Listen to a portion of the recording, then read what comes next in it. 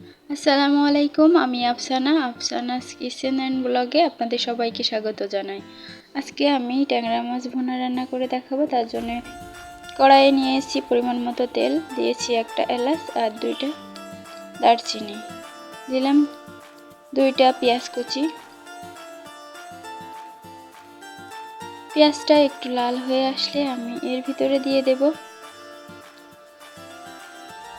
পেঁয়াজ বাটা, আদা রসুন বাটা, শুকনো মরিচ বাটা,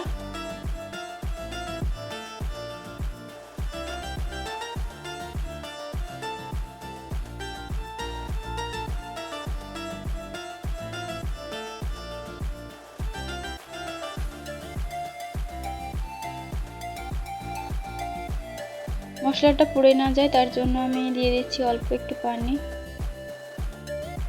এর ভিতরে দিলাম লবণ হাফ চামচ হলুদ। মশলাটা ভালোভাবে কষানো হয়ে গেলে এর ভিতরে দিয়ে দিচ্ছি ট্যাংরা মাছ।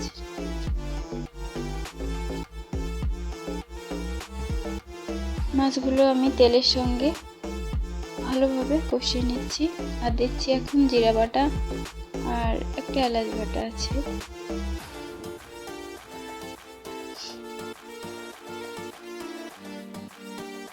দিয়ে দিলাম গরম পানি।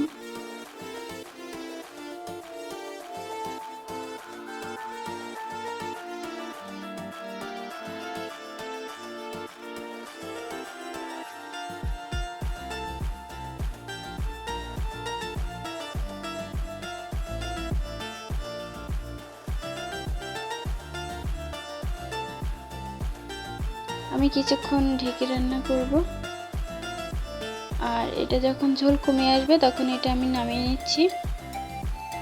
তো বন্ধুরা, আমার ভিডিওটি কেমন লেগেছে অবশ্যই কমেন্টের মাধ্যমে জানাবেন। তো আজ এ পর্যন্ত, আল্লাহ হাফেজ, আসসালামু আলাইকুম।